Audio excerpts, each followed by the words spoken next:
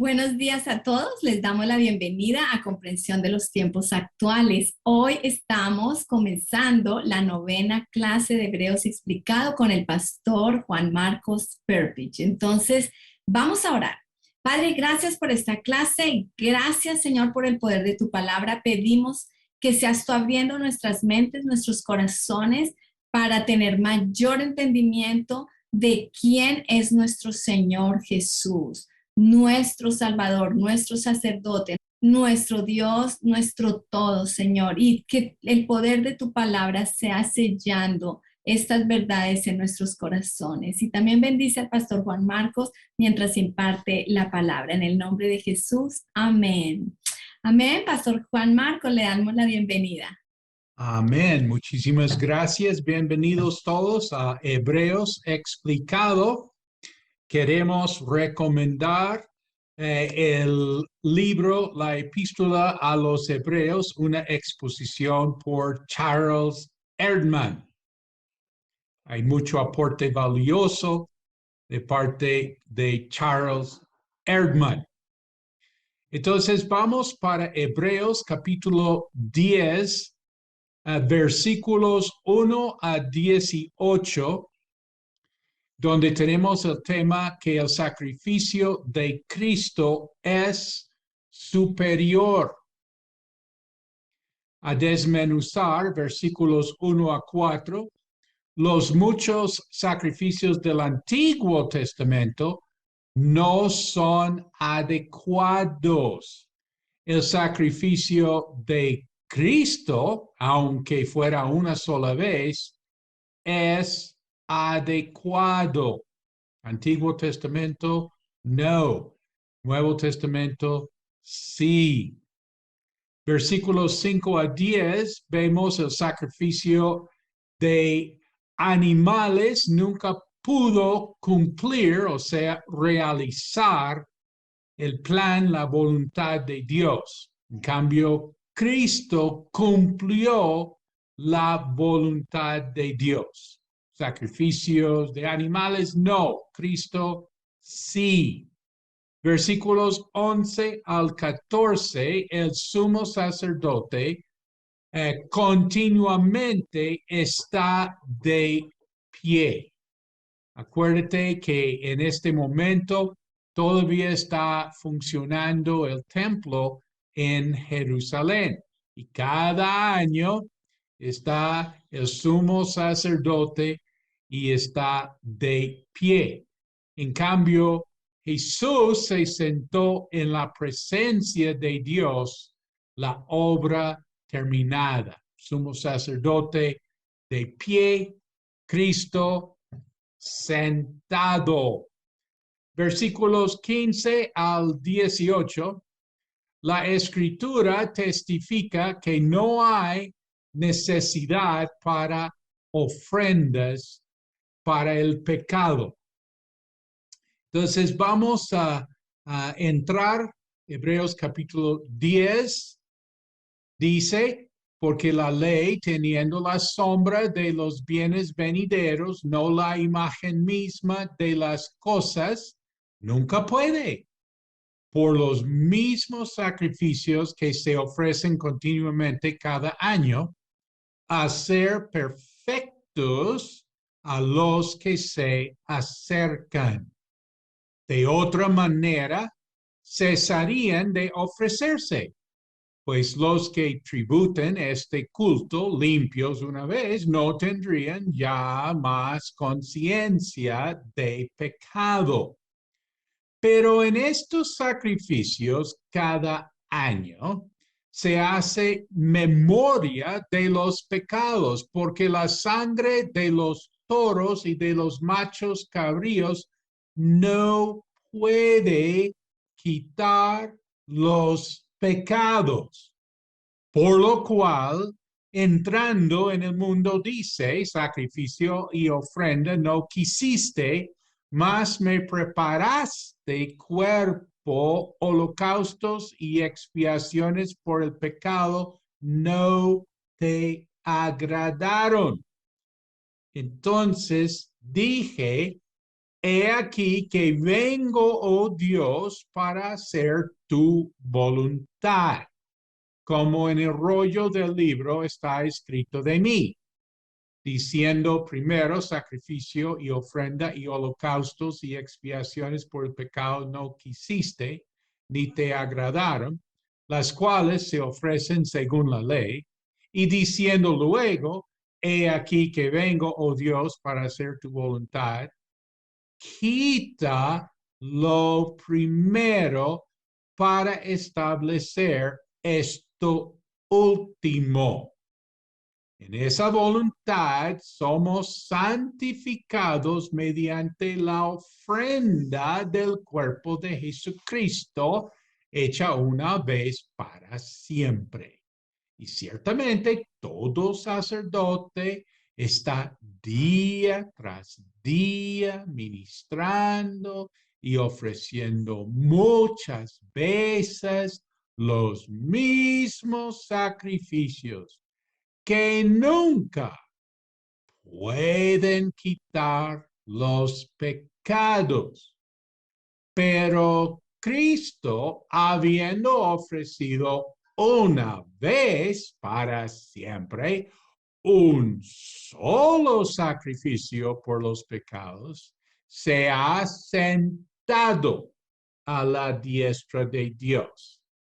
De allí en adelante, esperando hasta que sus enemigos sean puestos por estrado de sus pies. Porque con una sola ofrenda hizo perfectos para siempre a los santificados.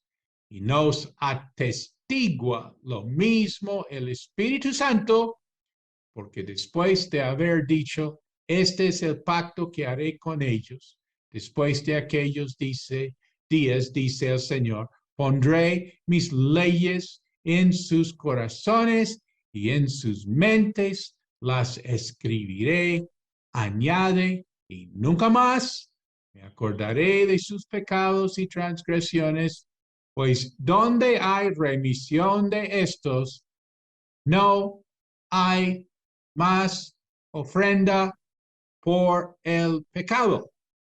Entonces vamos al versículo 1 que dice, teniendo la sombra. El sistema sacrificial del Antiguo Testamento es sombra, muestra el pecado, la necesidad de expiación, es sombra, prepara el camino para la revelación más alta, es sombra. Prohíbe al pecador entrar, el sumo sacerdote muestra la santidad de Dios. El pecador no puede entrar, es sombra. Es sombra, enseña la santidad de Dios, es sombra. Mantiene la esperanza de entrar. Por eso dice, teniendo la sombra. Entonces, este sistema nunca puede hacer perfectos a los que se acercan. No tenemos perfección, no tenemos libre entrada. Lo único que falta, ¿no? No hay perfección, no hay libre entrada. Y dice aquí, no tendrían ya más conciencia de pecado. Así sería si este sistema fuera, digamos, lo perfecto, lo último. Entonces, los hombres no tendrían ya más conciencia de pecado, pero el hecho es que sí, el hombre sigue con su conciencia de pecado. ¿Por qué? Porque el precio todavía no se pagó. En el Antiguo Testamento, este sistema de sacrificios no pudo quitar la conciencia de pecado. Esta es una frase clave en el libro de Hebreos. la conciencia de pecado. Nota, el hombre trata de remediar la conciencia de pecado, lo que llamamos el sentido de la culpa. Uno trata de remediar esto y hay diferentes maneras, como en distraerse de alguna manera para no estar realmente pensando en el pecado. En este tiempo de encierre, obliga a las personas a pensar en cómo está su vida. Con razón, tenemos depresión hasta suicidio. Una observación en el medio nuestro, que si la gente está más contemplativa, personas antes del encierre no tenían tiempo, no pensaban en nada y ahora están como pensando en cosas, de pronto en su vida y de pronto teniendo que enfrentarse con la conciencia de pecado. Entonces, ¿qué hace el hombre moderno? Pues él se hace loco, él se distrae en el trabajo, en la música, en la religión. Mucha gente se ha vuelto más religiosa que nunca en esta temporada. En el vicio, ya está creciendo ahí, el alcohol y las sustancias, ¿sí? En la política uno quiere, pues, salvar al mundo, el mundo está por ser destruido y uno se dedica al activismo político. En la psicología siempre ha sido la salida para el hombre moderno de su conciencia de pecado. Me acuerdo mi primer libro sobre la psicología, I'm okay, you're okay. Y pues eso sí es lo que el hombre quiere. Quiere estar okay. Quiere saber que yo estoy bien y que tú estás bien también. Ay, buenísimo. Todos estamos bien. Bestseller, psicología popular. I'm okay. You're okay. O sea, el hombre no quiere tener que enfrentar la conciencia de pecado. Y esto ya domina la iglesia cristiana, la psicología moderna domina la iglesia cristiana. Se enfatiza por lo general en la iglesia cristiana en perdonar a aquel quien le hizo mal. Amén, amén, amén.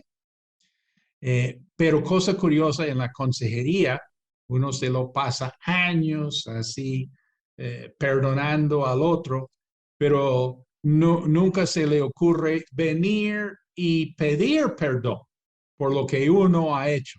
Uno dice, oye, tanta terapia cristiana, años inclusive, tanta oración, tantos seminarios, todo para poder perdonar a los demás, pero ¿a qué horas va a ir uno a reconocer la parte, si tuvo parte, no siempre, pero la parte que uno muy posiblemente haya hecho? Y lejos del tema es el concepto de restitución. Entonces vemos que la psicología moderna domina a la iglesia. La iglesia sí está en un plan de perdonar, perdonar, perdonar, pero no de reconocer qué es lo que uno ha hecho y cómo restituirlo. Por eso, y personas muy apreciadas quienes se mueven en Ministerio de Sanidad Interior. En nuestra iglesia tenemos Ministerio de Sanidad Interior, yo creo en Sanidad Interior. Pero hay una frustración, porque uno dice, pero es que las mismas personas con los mismos problemas, gimiendo por las mismas cuestiones, año tras año. O sea, todavía no hemos, como digo, aliviado la conciencia de pecado. Y aquí en Hebreos estamos viendo en el versículo 3 que bajo el sistema del Antiguo Testamento, cada año se hace memoria de los pecados. Un comentario es que esto es un concepto similar a la cena del Señor que nosotros observamos en el Nuevo Testamento, pero con esta diferencia. En el Antiguo Testamento, cada vez que había sacrificios, uno estaba recordando que todavía no se ha pagado. En cambio, en el Nuevo Testamento, cuando observamos la cena del Señor, estamos recordando cada vez que tomamos la cena del Señor que sí se pagó. Amén. Sí, sí se pagó el precio por nuestros pecados. Y bueno, en Hebreos capítulo 10, versículo 4, estamos viendo el tipo de Jesús como persona y su obra, que realmente el Antiguo Testamento nos da esto. Y hemos de comparar el Antiguo Testamento, el Antiguo Pacto, así con el Nuevo Testamento, el Nuevo Pacto. Hebreos capítulo 10 nos está mostrando que el problema con el sistema sacrificial, un problema es que el hombre puede llegar a pensar que solamente tiene que presentar los sacrificios y ya, pare de contar. Ya con eso suficiente. Ese es el concepto de la religión que tengo que hacer y ya lo hago y ya, que no me molesten más. La evidencia de esta manera de pensar es que uno está en su religión, pero no hay cambio en su vida. Continúa inclusive en su pecado. Tengo una teoría. Si fuéramos a inventar una religión, hagamos aquí una nueva religión. A ver, ¿cómo vamos a inventar una nueva religión? ¿Cómo sería nuestra religión? Pongámoslo así, que para ser salvo, solamente tienes que hacer dos cosas. Solamente tienes que venir a la iglesia cada día, un momentico, puede ser un momentico, pero tienes que venir todos los días. Y tienes que dar, vamos a ponerle que el 20% de tus ingresos. Uf, sí. Pero ya con eso. Y con eso, con venir todos los días y con pagar el 20% de tus ingresos, te salvas. Te salvas. Ya vas a ir al cielo. Yo creo que el hombre miraría eso a decir, pues sí, que sí. Es duro tener que organizarse para ir todos los días a la iglesia y pagar toda esa plata, pero con eso nadie se mete en mi vida. Nadie me dice qué tengo que hacer y puedo hacer el resto de mi vida. O sea, tengo el resto del día para lo mío, tengo el 80% de mis ingresos para lo que yo desee y listo. ¿Dónde firmo? ¿Dónde firmo? Es que al ser humano le gusta hacer como este tipo de trato con Dios. ¿Cómo hago como para satisfacer a un Dios que molesta mucho? ¿Y cómo puedo seguir haciendo lo mío? Hacer mi voluntad. Por eso tan especial Jesús viene a decir que Él viene a hacer la voluntad de quién, no de Él, no mi voluntad, sino la tuya. Nota, después de casi 1000 años de sacrificios en el tabernáculo y en los templos, digo el templo, pero realmente eran 3 templos, ¿no? Estos ritos, estos sacrificios se van a parar. Eso es muy importante. Cuando el autor de Hebreos está escribiendo, todavía tenemos los sacrificios, pero en un momento, históricamente, puede ser en un par de años, en el año 70, ya el templo va a ser destruido y no vamos a tener sacrificios. Bruce dice, la adaptación relativamente fácil de la sinagoga palestina a las nuevas condiciones después de la destrucción del templo en el año 70 muestra que el principio de la insuficiencia del sacrificio de los animales ya había sido ampliamente comprendida. Eso sí es para destacar. Parece que ya la gente sabía que esto no, que estos sacrificios no pueden hacer perfecto, no pueden limpiar la conciencia de pecado. Dice Bruce, ya había sido ampliamente comprendida. Sin embargo, mira, los fariseos, ellos quieren seguir, ellos no quieren parar. Ellos tienen ahí todo montado aquí. Sin embargo, los fariseos tomaban parte en el culto sacrificial mientras duró y cuando desapareció tuvieron que pensar seriamente la cuestión de cómo sería expiado el pecado de allí en adelante. Entonces, ¿qué hicieron? Bueno, cuando vieron que ya no había sacrificios, ¿ahora qué hacemos? Bueno, ahora los sacrificios son las buenas obras. Y ya se encamina lo que podemos llamar judaísmo moderno, así en plan de las buenas obras, actos de bondad como sacrificios. Y pues este concepto es muy común hasta el siglo XXI. En un funeral, el religioso oficiando dijo, vamos a poner delante de Dios, vamos a cerrar los ojos todos y vamos a colocar delante de Dios todo el bien que hizo el difunto. Y vamos a pedir a Dios que mire más el bien que hizo que el mal que también haya hecho. O sea, esta es la idea, que lo que Dios tenga en cuenta lo bueno que yo he hecho más que lo otro. Entonces, hay que destacar que después del año 70, el judaísmo es diferente. Después del año 70, con lo que pasó en Israel, no hay templo, no hay sacrificios, no hay sacerdotes. Todo cambia así del año 70 después de Cristo para acá. Bueno, en versículos 5 a 7 vemos que el sacrificio de Cristo es mejor y que la tendencia del hombre es a tratar de poner su religión en lugar de obediencia del corazón.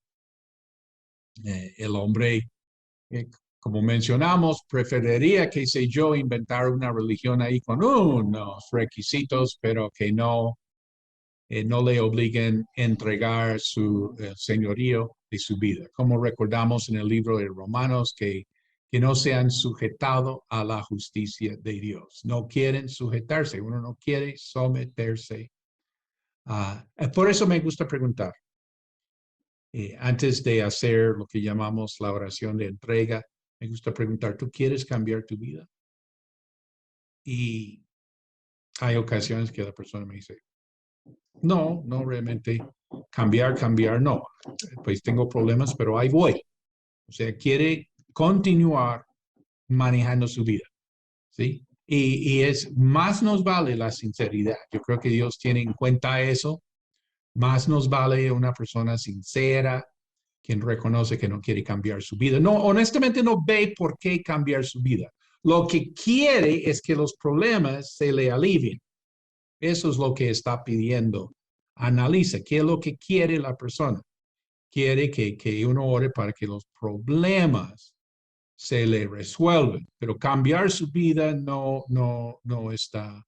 Me acuerdo, vino una estudiante de universidad cristiana, familia cristiana, y ella en la universidad con los compañeros ahí en una reunión social, ellos hicieron la tabla Ouija y ella participó en la tabla Ouija. Y esa misma noche no pudo dormir. Y literalmente no ha podido dormir como 15 días. Y está terriblemente así desconcertada, angustiada, falta de sueño, todo. Y vino a pedir liberación, porque ella sabía lo que había pasado. Ella de la iglesia, de familia cristiana y todo. Y entonces quería ser liberada de espíritus que le atormentaban, que se habían metido en su vida por la tabla Ouija. Y pues realmente yo dañé todo cuando le pregunté, ¿y tú quieres entregar tu vida a Jesucristo? Digamos, ahora de verdad, porque pues quién sabe si antes. eh, Parecería que no tanto, pero bueno, Dios sabe. Dañé todo cuando le pregunté, pero tú quieres ya. Y ella me dijo, pastor, es que no entendiste. Es que yo quiero dormir, quiero poder descansar. Tengo finales ahorita y necesito que esto se me alivie. ¿Sí? Entonces, sí, las personas están buscando una respuesta a la tormenta, pero realmente la idea es como sustituir religión por obediencia. En versículos 8 a 10, ya que tenemos que es esta una sola vez, estamos viendo aquí un cambio, que sí hay un cambio que hemos enfatizado, que el sacerdocio de Aarón, vamos a cambiarlo por el sacerdocio de quién? Según el orden de Melquisedec, quien para nosotros es Cristo, representa a Cristo. Sí va a haber un cambio, pero este cambio es buenísimo porque vamos a santificar. Nota, cuando el libro de Hebreos habla y utiliza el término santificar, el concepto realmente nos hace recordar como otro autor del Nuevo Testamento, quien es Pablo. En Romanos, él habla de la justificación. O sea, necesitamos poder ver la similitud, ¿sí? Que en Hebreos, cuando se habla de santificar, esto tiene paralelo con el concepto en Romanos de justificar. Bueno, la clave es que estamos en Cristo. En Hebreos estamos en Cristo y en Romanos estamos en Cristo. Versículos 11 y 12. Ahora sí vamos a quitar el pecado. Podemos relacionar como el concepto de quitar el pecado como un vestido, un mal vestido, un vestido sucio, una ropa inmunda, y hay que quitársela, quitársela. Y esto es lo que Dios hace con nosotros, es quitar el pecado. El versículo 12 dice que Jesús se ha sentado. La obra hecha está. ¿Te acuerdas en la cruz dijo, consumado es? Pues ya se pagó. Quiere decir que Dios no hará nada más para el pecado. Él ya hizo. Walter Trobisch, un misionero alemán, él cuenta que lo llamaron cuando una joven iba a echarse de un puente y llamaron a este pastor para ir a hablar con ella, a ver si alguien más se le acercaba, pues ella ya se tiraba y entonces fue el pastor Walter Trobisch y habló con ella y ella contó que no, que había hecho tantos males en su vida que ella ya tenía que morir. Y él dijo, pues sí, tienes toda la razón. Tú deberías morir por todo lo que hiciste, pero lo que pasa es que estás tarde. Y ella, ¿cómo así? Estoy tarde. No, es que otro ya murió por ti. O sea, tu muerte no va a significar nada para lo que tú hiciste. No va a servir para nada porque llegaste tarde, ¿sí? Es que otro murió por ti. Otro tomó ese castigo que tú y que todos nosotros merecemos en esta vida. O sea, estamos enfatizando que Dios ya hizo, y sabes que no va a hacer nada más. Tú no puedes hacer nada más por los pecados. Uno dice, pues yo me quito la vida porque yo me lo merezco. Pues sí, tienes toda la razón, pero no sirve para nada, porque Dios ya hizo. Y Dios no va a hacer, ni tú vas a poder hacer nada más por el pecado. Mejor dicho, llegaste tarde. Jesús ya hizo por nosotros. Dice Bruce, un sacerdote sentado es la garantía de una obra terminada y de un sacrificio aceptado. Sumo sacerdote celestial, por cierto, tiene un ministerio continuo para interceder a favor de su pueblo a la diestra de su Padre, pero ese es el ministerio de intercesión sobre la base del sacrificio presentado y aceptado de una vez para siempre y no es la ofrenda constante o repetida de su sacrificio. Y no es la ofrenda constante o repetida de su sacrificio. Jesucristo no se está sacrificando en ningún sentido, de ninguna manera, en ningún lado del mundo. ¿Sí? No es la ofrenda constante o repetida de su sacrificio. Paul Bunyan, en el libro Grace Abounding, tiene lo que Dios le dice: pecador, tú pensaste que por tus pecados y debilidades yo no puedo salvar tu alma. Pero he aquí que mi Hijo está a mi lado y yo lo miro a él y no a ti. Y obraré contigo de acuerdo con mi contentamiento con él. The Grace Abounding, de Paul Bunyan. No solamente escribió Progreso del Peregrino.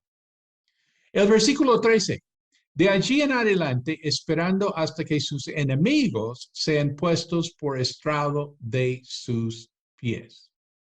Estamos aquí celebrando que la guerra se ganó. Tenemos que esperar la última batalla, pero ya esta guerra se ha ganado.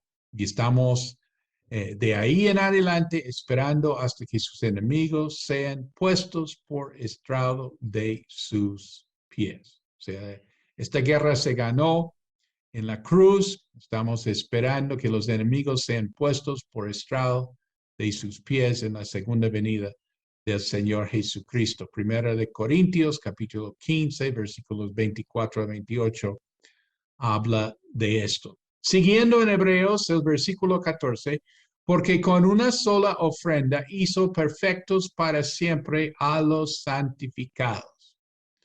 Es importante que o somos o no somos santificados. Por eso ves por qué relacionamos el uso del término santificados en Hebreos paralelo con la justificación en Romanos, que o somos o no somos. ¿Sí? Uno no es una parte, esto es lo que en términos doctrinales se llama la santificación posicional. La otra santificación es progresiva. Y entonces o somos o no somos.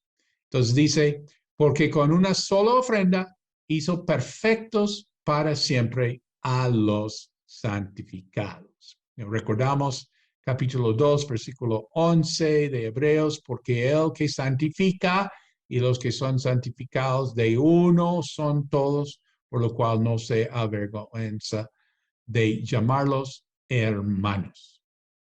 Siguiendo capítulo 10, versículo 15 a 18, el Espíritu de Dios testifica. Quiere decir que tenemos el nuevo pacto, el Nuevo Testamento inspirado por el Espíritu de Dios. Versículos 17 y 18, añade, y nunca más me acordaré de sus pecados y transgresiones, pues donde hay remisión de estos, no hay más. Quiere subrayar, no hay más ofrenda por el pecado. Ponle cuidado, nada más será hecho, nada más puede ser hecho, nada más necesita ser hecho. Bueno, todo eso, nota, es para enfatizar, si rechazamos a Cristo, no hay otro camino, no hay otra manera para la salvación. Entonces, de capítulo 10, versículo 19, hasta capítulo 12, versículo 29, tenemos exhortación y amonestación. Tenemos llamado a la adoración, la fe y la perseverancia. En versículo 19 al 25, Erdman llama esto los privilegios de la vida cristiana. A veces es interesante ver qué es lo que los comentaristas, los eruditos, como ellos ponen ahí el toquecito, el saborcito, el análisis de la cosa. Me fascina llamar esta parte de versículo 19 al 25 de Hebreos 10 como los privilegios de la vida cristiana. Nota, sí, Señor, tenemos privilegios. ¿Qué tenemos? Herman habla que tenemos acceso a Dios. Tenemos mediador en el cielo, o sea, palanca, tener palanca que en el cielo, y uno ahí preocupado que tiene que ir a una oficina del gobierno, pero no está preocupado porque tiene palanca. Conoce a alguien ahí en esa oficina, es alguien importante, entonces está todo tranquilo, tiene palanca. Bueno, nosotros tenemos palanca en el cielo, tenemos confianza en esta vida. Esos son privilegios, hermano. Y también tenemos comunidad en la iglesia.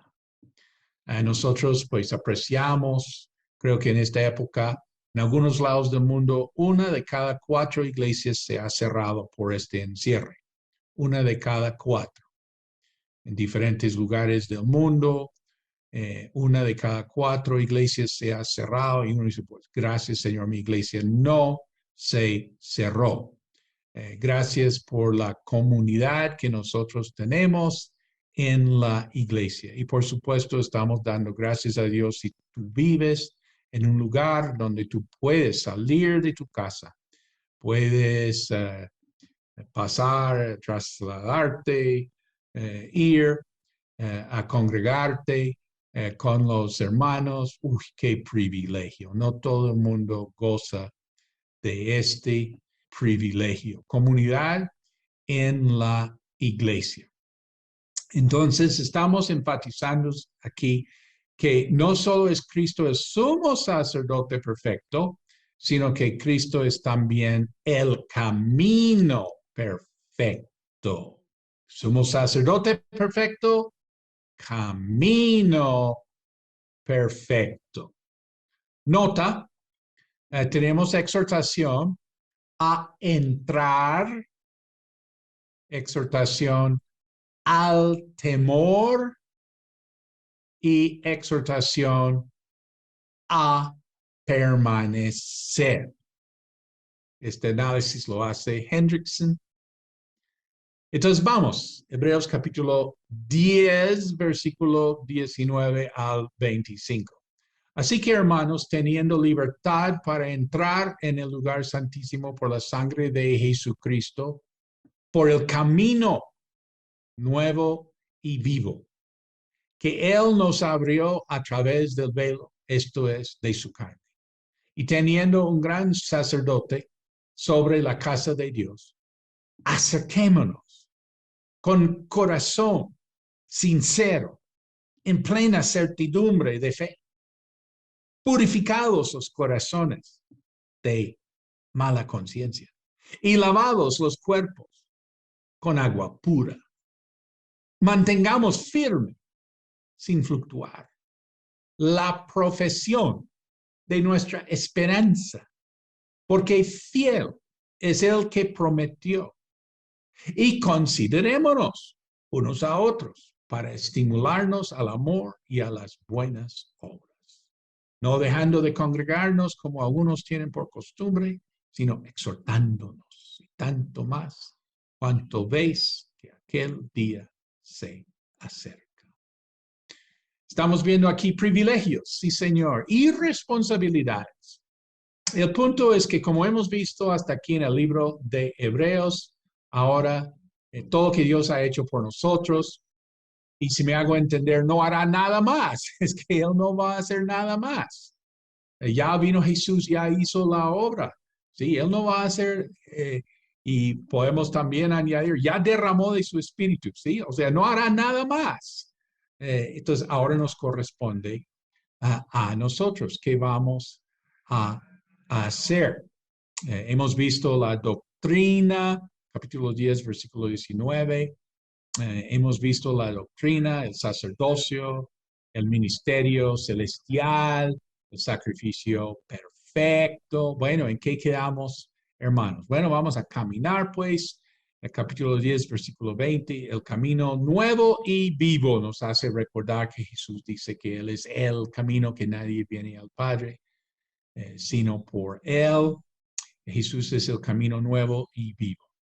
Y realmente con esta provisión, ninguna otra se necesita. Se habla aquí del velo.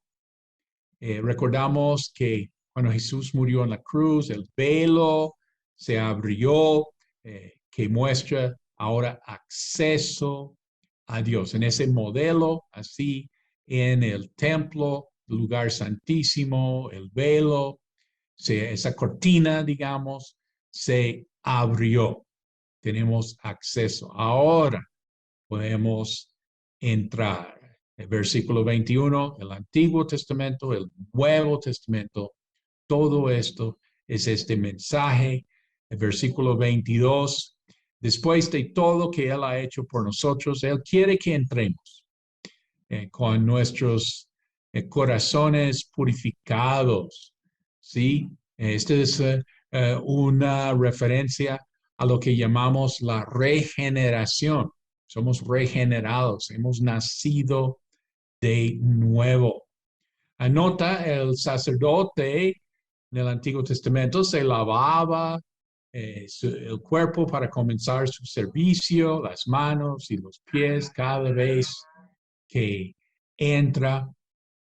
Entonces, pues nosotros tenemos un lavamiento. La iglesia tenemos una administración de sanidad interior que se llama perfeccionando la santidad, porque vamos limpiándonos de toda contaminación de espíritu y de carne, perfeccionando la santidad en el temor de Dios.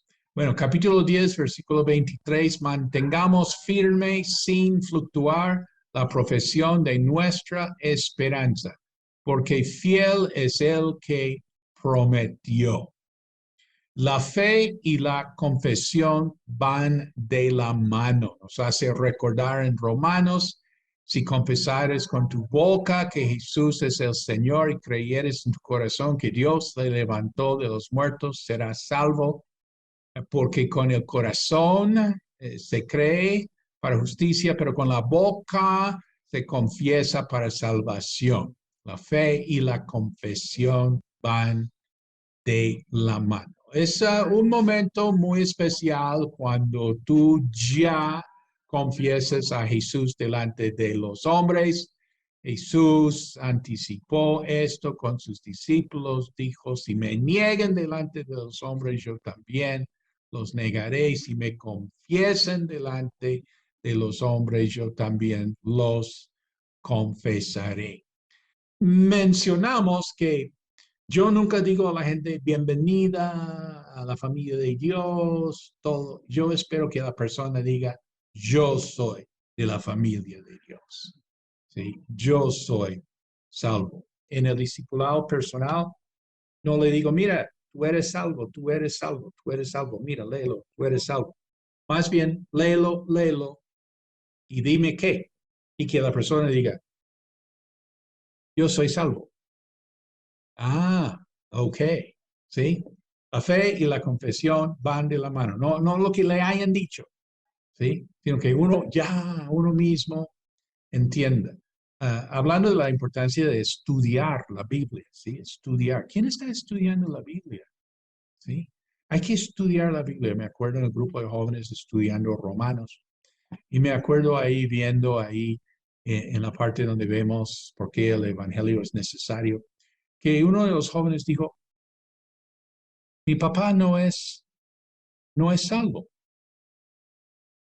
Y otro joven dijo, los míos tampoco. Y otro joven dijo, yo no soy salvo. Fue por el estudio de la Biblia. Hay que estudiar la Biblia con los jóvenes. O sea, ay, pero no les interesa. Sí, les interesará tremendamente estudiar la Biblia, estudiar Romanos, estudiar Hebreos. La fe y la confesión van de la mano. Hebreos capítulo 10, versículo 24. Y considerémonos unos a otros para estimularnos al amor y a las buenas obras. Dice Cargill, debemos esforzarnos en estimularnos para tener un ataque de amor y buenas obras. Él hace este comentario porque la palabra estimularnos es muy fuerte, es como ser, mejor dicho, atacado. Y nosotros deberíamos llegar a nuestra reunión cristiana así al ataque, ¿sí? Nosotros llenos de Dios y a estimular. Y tú necesitas esto, necesitas estar con gente que te ataquen. Eso sí, lo importante de reunirte, hermano, ¿sí? Tú necesitas que gente que estimule, que gente así en su vida tenga ese efecto sobre ti para estimularnos al amor y a las buenas obras.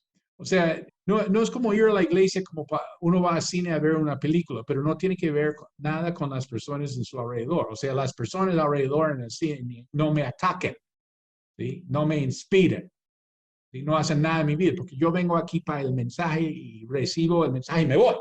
Hay gente que cuando uno está predicando, están ahí toda la prédica y hace la oración al final y abre los ojos, ya se han ido, ya se ha ido, porque ellos vinieron a lo que vinieron, era para la prédica, pero no para la comunión los unos con los otros.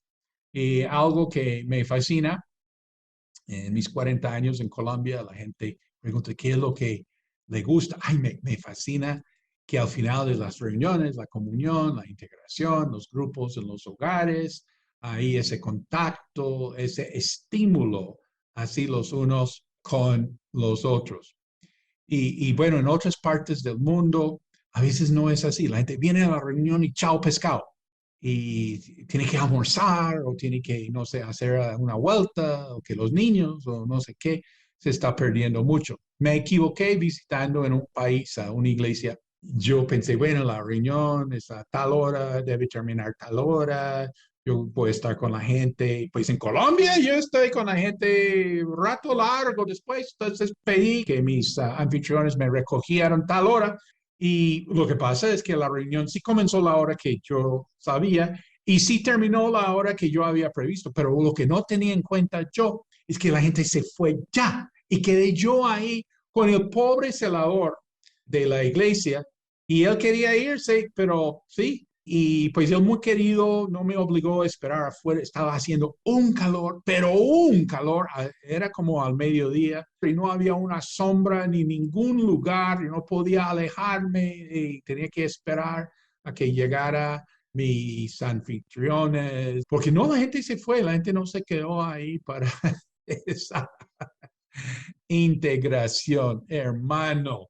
Considerémonos unos a otros para estimularnos al amor y a las buenas obras. Cada vez que tú vas a una reunión cristiana, pues yo estoy hablando del domingo en tu grupo, en casa. En nuestra iglesia entendemos que eso es estar en nuestra iglesia, el domingo y el grupo que llamamos el Lazarot. Las personas a veces comienzan en el grupo familiar, les invitamos a la iglesia el domingo, o comiencen el domingo y les invitamos a Lazarot, o sea, tener esa experiencia así completa, porque eso sí es iglesia. No es solamente el domingo o no es solamente la reunión en las casas. Entonces uno necesita esto, necesita ser estimulado al amor y a las buenas obras. Y lo que iba a decir es que cada vez que uno va, uno saca algo, aprende algo, Dios bendice algo, Dios le motiva a uno y dice, yo quisiera que Dios me hablara. Entonces necesitas congregarte. Considerémonos unos a otros para estimularnos al amor y a las buenas. Y no solamente el pastor te va a hablar. Me fascina cómo habla el pastor. A menos mal, pero sabes que los hermanos te van a estimular. Los jóvenes te van a animar. Un niño te va a decir algo o vas a ver algo ahí y Dios te va a mostrar. Bueno, debemos esforzarnos, dice Cargill, en estimularnos hasta tener un ataque, hasta tener un ataque de amor y buenas obras. Bruce dice, los lectores van a ser más capaces de confesar su esperanza valientemente y sin dudar si se estimulan unos a otros. La fe cristiana y el testimonio florecerán más vigorosamente en una atmósfera de comunión cristiana. Nota, estamos viendo que estamos preocupados por los demás. O sea, no solamente por la vida. Uno dice, yo estoy bien, gloria a Dios. Me alegro que estés bien, hermano. ¿Sí? Pero uno ve en Hebreos que como que hay un pensar no solamente en uno, sino en los demás. ¿Sí? Y también a mencionar el propósito de los grupos, yo los llamo grupos familiares, o grupos en casa, o reuniones a domicilio, células, como quieres, mini iglesia, azarot, como quieres llamarlo, pero observe que en general uno de los propósitos primordiales es el cuidado espiritual de los hermanos. Nosotros tenemos que cuidarnos. ¿Cómo hace falta cuando uno no se congrega con los hermanos? Capítulo 10, versículo 25. Dice, no dejando de congregarnos, como algunos tienen por costumbre. En los tiempos bíblicos ya la gente había como cogido la costumbre de no congregarse. En los tiempos bíblicos uno está muy ocupado, tenía muchas cosas que hacer. Yo me acuerdo por el río Amazonas, hablando ahí que las actividades en la iglesia, sí, pero a veces la gente está muy ocupada. Dice, oye, en la selva uno está tan ocupado, sí, en la selva uno está sumamente ocupado. El ser humano tiende a ser ocupado. ¿Te acuerdas que Jesús dijo que los postreros días serían como los días de Noé? ¿Cómo eran los días de Noé? ¿Sí? No, es que la gente estaba muy ocupada. Estaba así comiendo, bebiendo, casándose, dando en casamiento, con sus negocios, con sus actividades, todo el mundo muy ocupado. Y Jesús dice, así va a ser los tiempos antes de la venida del Hijo del Hombre. Y por eso dice aquí, no dejando de congregarnos como algunos tienen por costumbre, sino exhortándonos y tanto más cuando veis que aquel día se acerca. Comentando 4 razones, digo como malas, de dejar de congregarse o salir de la iglesia. Número 1, no nos sentíamos conectados.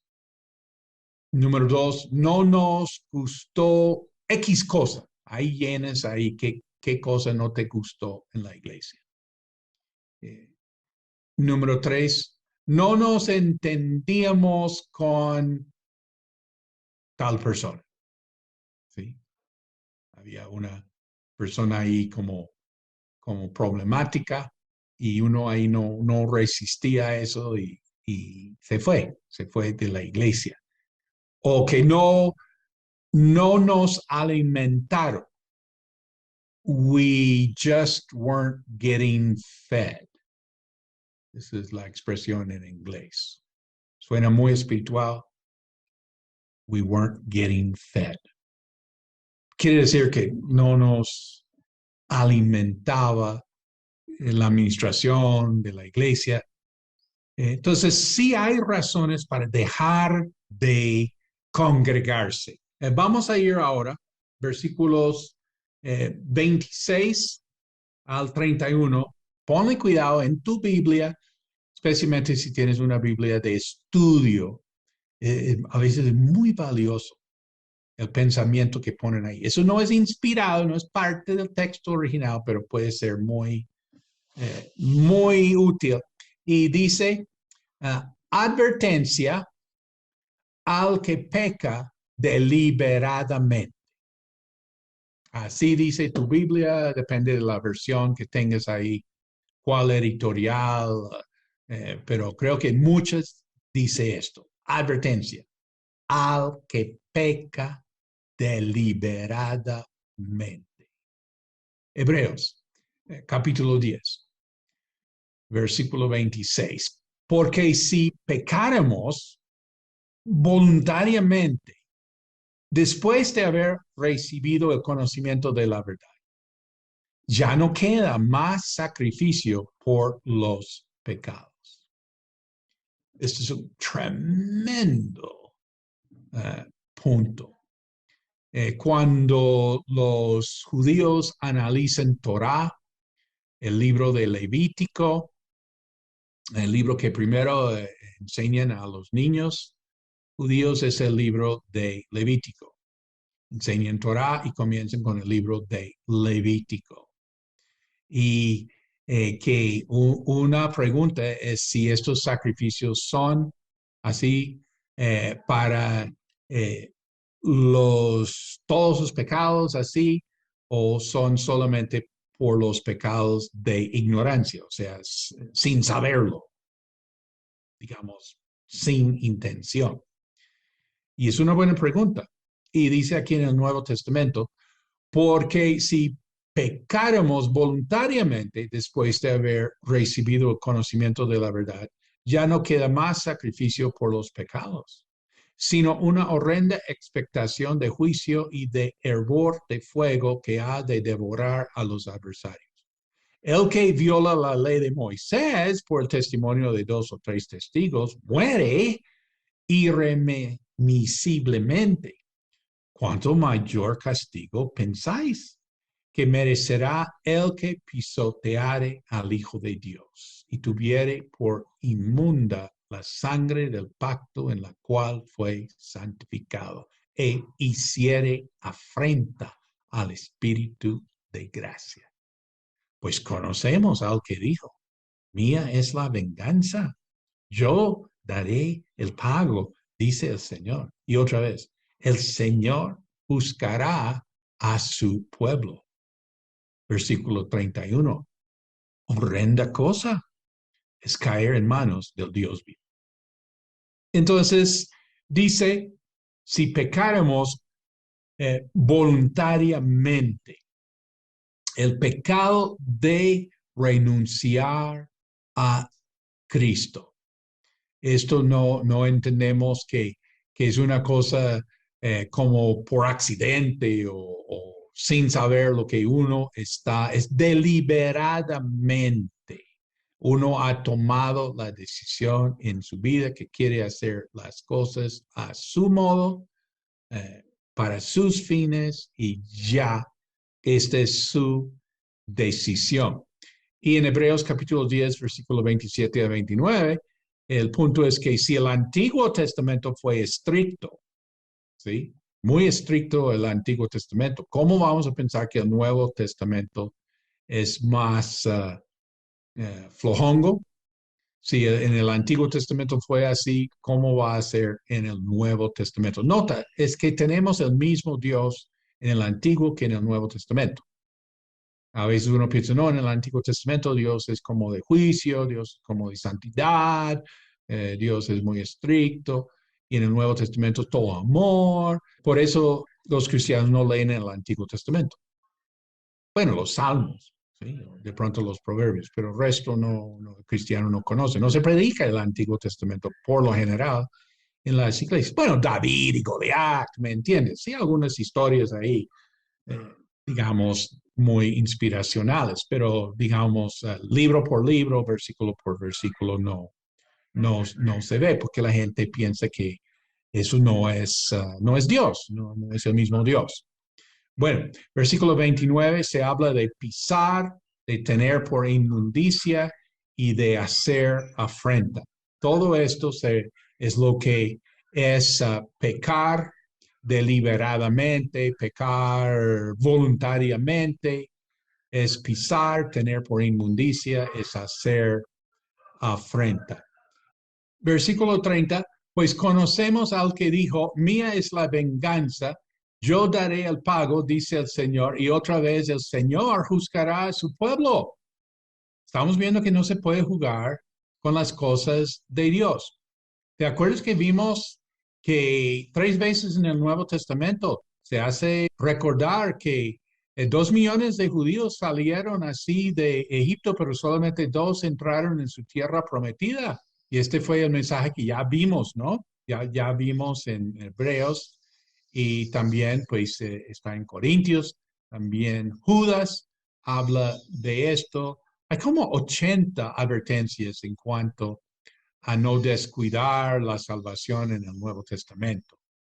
Mía es la venganza, yo daré el pago, dice el Señor. Y otra vez, el Señor juzgará a su pueblo.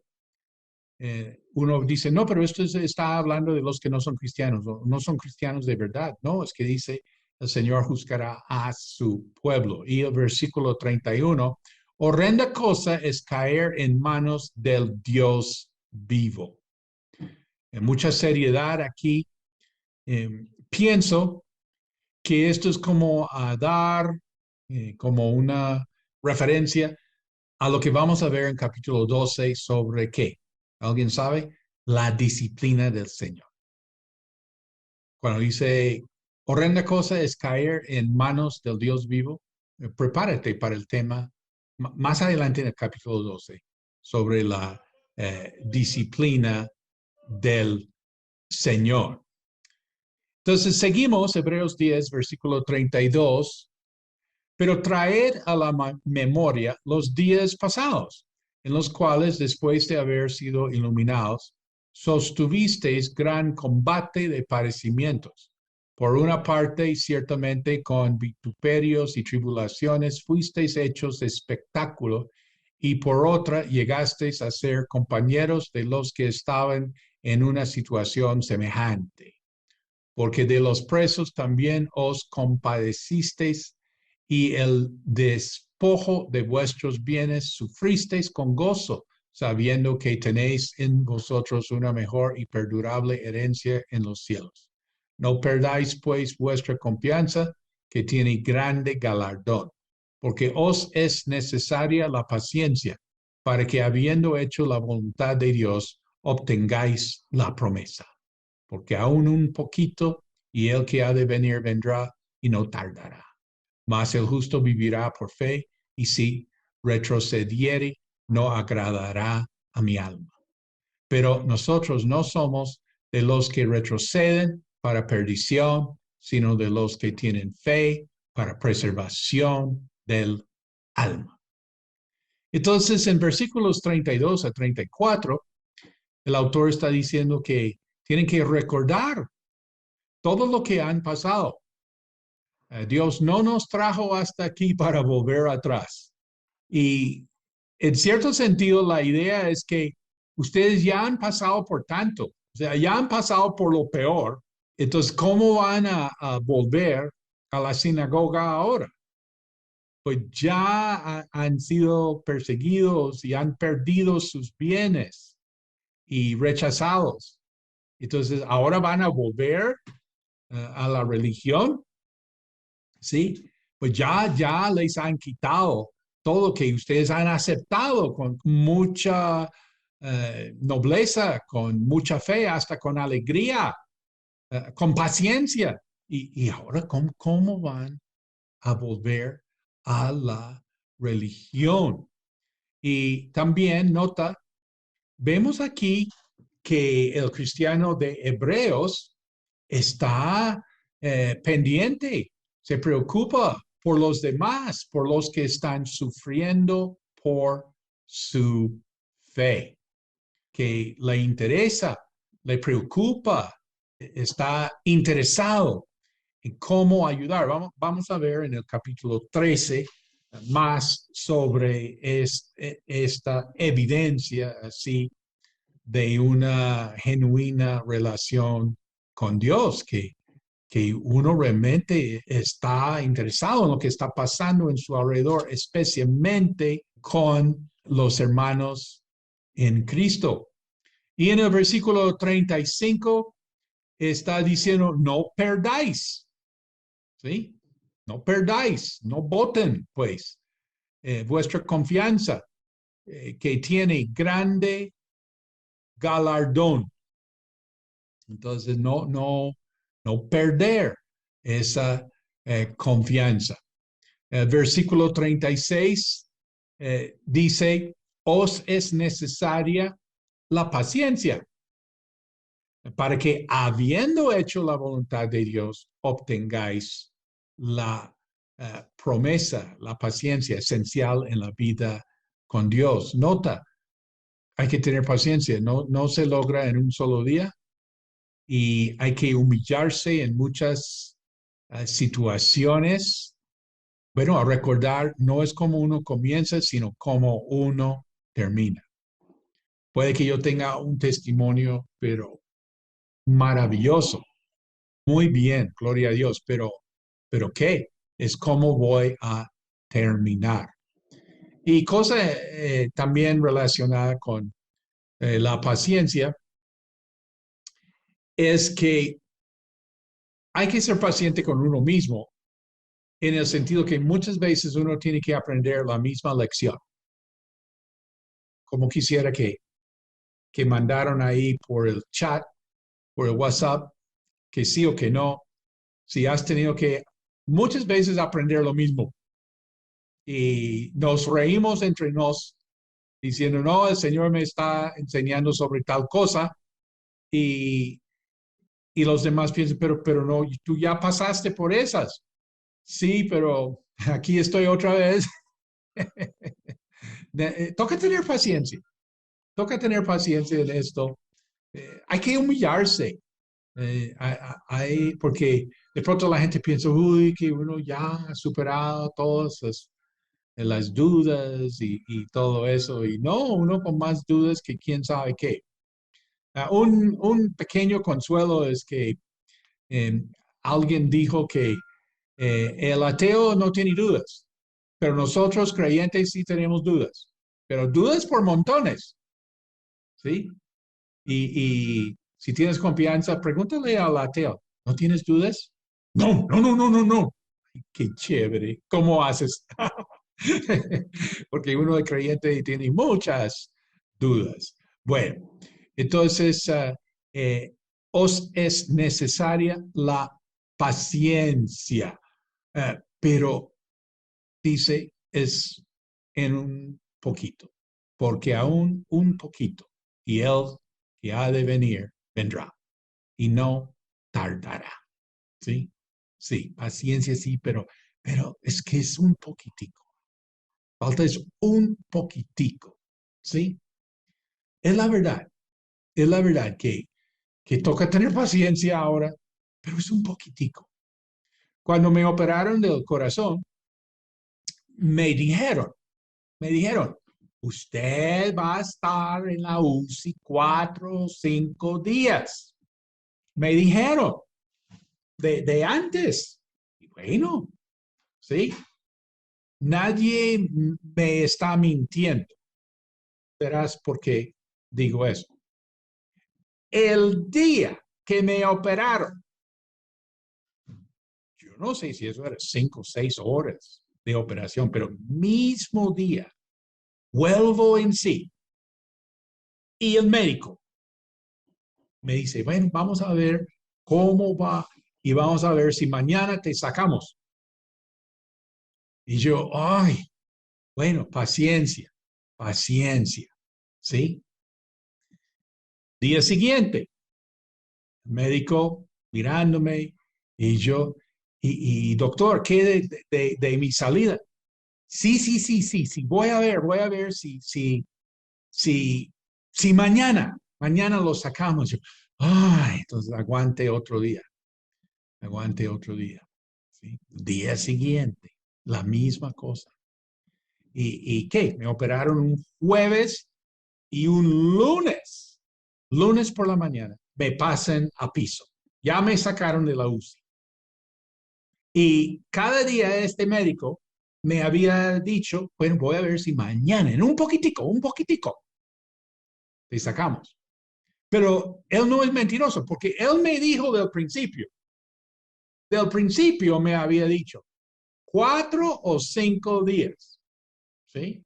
Pero estando ahí en la UCI, los que han estado en la UCI entenderán a qué me refiero. Que le digan a uno un poquitico. Ay, así sobreviví, pues, ese tiempo. Gracias a Dios que he podido continuar en contacto con este médico. Las enfermeras decían que yo no debía haber estado hablando, uno no debería estar hablando en la UCI, pero me puse a hablar con él y nos hemos mantenido en contacto aún años después y las enfermeras dijeron, este doctor no habla con nadie, pero habla con usted. Eh, pero yo no le puedo hacer reclamo, no puedo decirle, ay, pero usted me decía que me sacaba el día siguiente, un poquitico. Pero no, es que él me dijo de antes que eso era 4. Antes me diría, usted salió temprano, no sé qué, porque hay gente que se demora muchísimo más. Bueno, os es necesaria la paciencia, sí, pero dice un poquitico, y el que ha de venir vendrá y no tardará. Parece que la Biblia nos está preparando para pasar por la tribulación. ¿Sí? Necesitamos paciencia, un poquitico. Uno dice, ay, pero ¿por qué se demora? No, no, no. Él vendrá.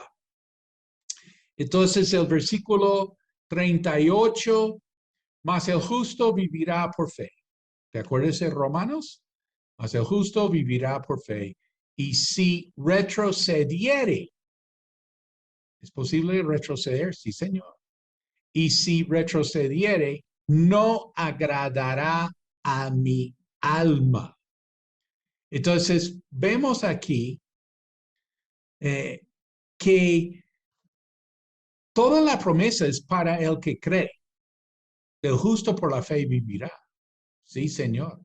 Pero si retrocediere, no agradará a mi alma. O sea, no tenemos, mira, colabórenme en eso. Yo estoy leyendo la Biblia y yo encuentro toda la promesa de Dios para el creyente, pero no encuentro promesa para el que retrocede, o sea, para el que no cree. Ayúdenme, colabórenme, mándenme por WhatsApp. No, que sí, porque yo veo aquí en Hebreos que esto está muy en serio.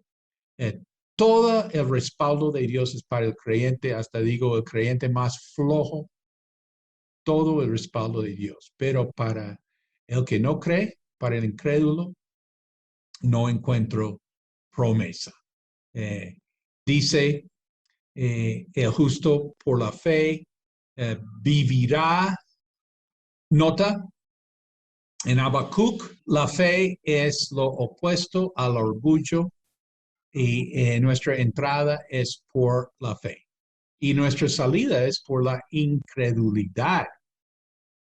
El justo por la fe vivirá y si retrocediere, no agradará a mi alma. Ya para terminar, versículo 39, pero nosotros no somos de los que retroceden para perdición. Si sacaste algo del libro de Hebreos, por favor que sea esto.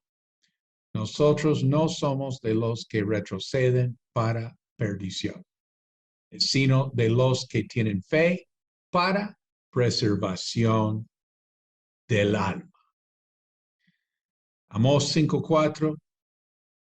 Así dice Jehová a la casa de Israel, buscadme y viviréis.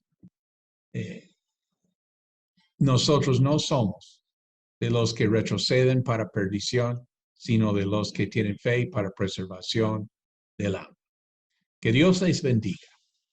Muchísimas gracias, Pastor Juan Marcos. Bueno, ¿nos podría dar un consejo en cuanto a cuáles son los límites en cuanto a amonestarnos, a estimularnos unos a otros de acuerdo a la enseñanza? Porque a veces nos podemos estimular en juicio, en crítica. ¿Y cuáles son los límites para tener esto de estimularnos en una manera sana?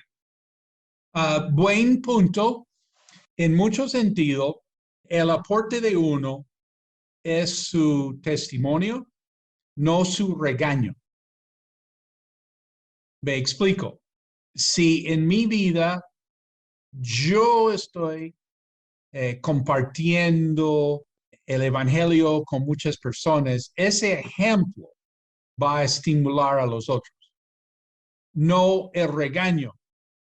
Evangelicen, evangelicen. ¿Por qué no evangelizan? Deberían evangelizar. El ejemplo de uno va a hablar más que las amonestaciones que uno puede dar. Y otro punto es capacitar a las personas, no regañarlas, sino capacitarlos a mostrar cómo uno puede mostrar en la Biblia el plan de la salvación. Porque mucha gente quisiera, por ejemplo, compartir el evangelio, pero sabe, pero no sabe cómo hacerlo. Y entonces, primero, un ejemplo, y segundo, pues, si Dios da la capacitación, la manera de capacitar a otras personas a aprovechar de esa oportunidad. Y creo que también una paciencia de parte de uno con los demás, a entender que, bueno, Dios es quien perfecciona la obra, Él comenzó esta obra y que Él la está perfeccionando. Y yo, si tengo una esfera de influencia, que yo también tengo que ser paciente. Y cosa curiosa, a veces la mejor influencia que uno tiene sobre los demás es sin darse cuenta. Y la gente saca beneficio, como dijimos, del ejemplo de uno, de la capacitación que uno está dando, realmente, y uno no se da cuenta. Ejemplo de esto es que de vez en cuando ocurre que una persona a quien tú discipulaste años atrás,